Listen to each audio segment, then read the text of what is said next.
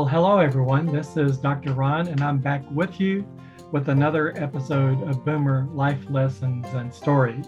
Actually, this is episode 80, and it is a milestone for us.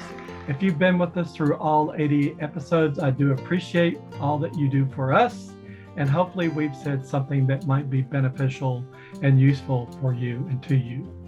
What are we going to talk about today? Well, we're going to be talking about the secret to solving the world's problems. And if that's of interest to you, please stay tuned and we'll get right to it.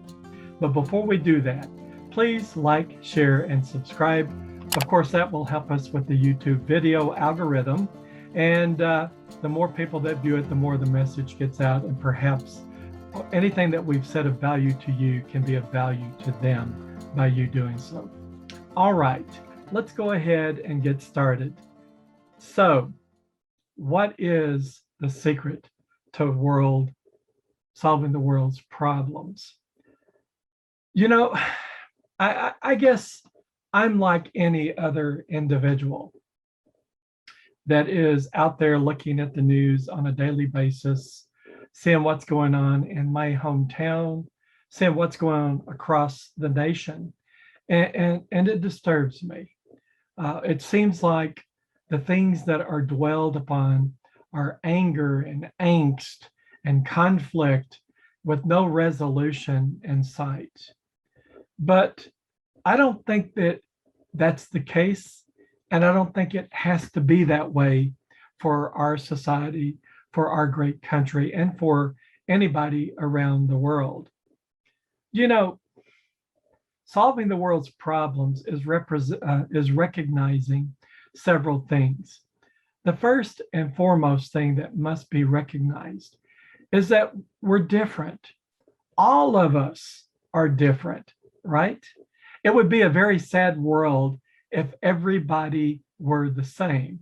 You know, it would be boring if everybody had the same likes and dislikes and the same way of thinking. Life would be boring, and I do believe life would stagnate. We wouldn't learn and grow as individuals. But we are different. We have different hopes and dreams. We have different backgrounds and upbringings. We have different life experiences, both the positive and negative. All of that and more shapes and molds us. We have different goals for our careers. You know, these are things that bear in on us, and that it kind of monitors and orders our step toward meeting those career goals. The culture that we grow up in, whether it's in the southern United States, the coastal culture, or the northern United States, they're slightly different. You know, there's not enough difference to drive us apart, but there's very much more in common to bring us together and make us ask questions. Well, why do you do this way? Why do you speak this way? Why do you do this, say this in this manner? All of these are interesting facts to find out about how people navigate life. And you know, I find that so very interesting. I come away with a greater appreciation of who they are as individuals. But you know, sometimes, because we do come from different backgrounds, different hopes and dreams, different religious perspectives, or no religion at all, from the different politics that we may take up. Because we are different, good comes out of it, but sometimes bad things come out of it. And bad things come out of it because we lose a very important thing to remember, and that is we lose that ability to respect others because they are different. We lose the ability to respect others because they hold polar opposite positions, right? So due to these differences, we may even want different outcomes. We may want to go in this direction, others may want to go in that direction. But please remember, these different outcomes, these different positions that people hold is not a grounds for just dismissing them and saying they're wrong and they should be chastised. No, that's the spectrum of humanity, from the left to the right, from the religious to the no religion. That is just the difference in who we are. And I think that what we've lost is the ability to deal with the stresses and the strains and the conflicts because of these differences. Now, let me say this about the stresses and strains and conflicts. When I say that, I'm not saying that that's the grounds from which all that is bad should erupt. I'm thinking that is grounds to take an opportunity to learn, to understand each other, and actually have a conversation and not be quick to leap to conclusions. You see, we seem to have lost the ability to seek understanding first. That's very important. Why do you hold this position? It seems foreign to me. Tell me so that I can understand why you're saying and doing the things that you're doing. And perhaps then you can see why I hold perhaps a little different or even a polar opposite position from you. And you can understand me a little better of why I think so and why I do hold these positions. And maybe through this conversation, this ability to hold each other up with dignity and respect, maybe we can find a path forward. You know, this is the lost art that says we're going to work it together so that we can solve the problem and we can go forward together. You see, if we lose the ability to treat one another with dignity and respect, if we lose the ability to learn and grow and become more aware of our surroundings by learning more about other people, we lose the ability really to find a common ground. We lose that ability to find something that works for both of us. You know, in any position that people hold, there's always going to be a common ground in which we're both okay with. But if we hold the position that my thoughts and ideas and the future that I want is mutually exclusive of your thoughts and ideas of the future you want, then we're going to drive a wedge between us and we'll never work for the good of all when that occurs.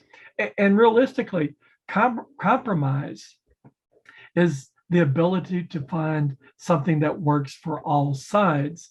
I give up a little bit, you give up a little bit, but we find that common ground that works for us, that we can live with, and we can push forward and create a society that is better, that is more understanding, that is better than the one we're experiencing today. So we have to endeavor to treat others with dignity and respect. That is the first part of the solution to solving world problems. If you approach me with anger and accusations and you're in my face, I say shields up. I put up a barrier so that I'm not listening, I'm protecting myself. And that doesn't help anybody. So when we approach each other, we should approach each other in all dignity and respect, understanding that we're not going to agree on everything. And perhaps taking that approach first, we start walking together and talking together and understanding better why these different views that are out there exist. And because of that, the intermingling of our thoughts as individuals perhaps sheds light on a better way. And that's really good for everyone if we can avoid conflict and shed light on a better way. We work to create a kinder and gentler world. We don't work to create a more hostile world with anger and conflict and injury, whether it's physical or emotional. That solves nothing. Have you ever heard of anything solving a problem when you start with anger? No. They always seek calmer heads, people that can look at things objectively and seek understanding. But if you start with anger, people are going to say, I'm in a defensive mode. I'm protecting myself. I feel threatened. If you can avoid that and approach people with dignity and respect, they will lend you their ear. Then, as two, you must lend them your ear. Working together is how we accomplish much more good than as individuals. Working together is how we solve conflict and remove the stresses and strains that prevent us from building a better society. And that's what I hope to convey to you. The solution to solving the world's problems is in how we approach each other with mutual respect. And if we do anything else but that, we're going to subtract from our ability to reach a better future. And I think that's something that we all want.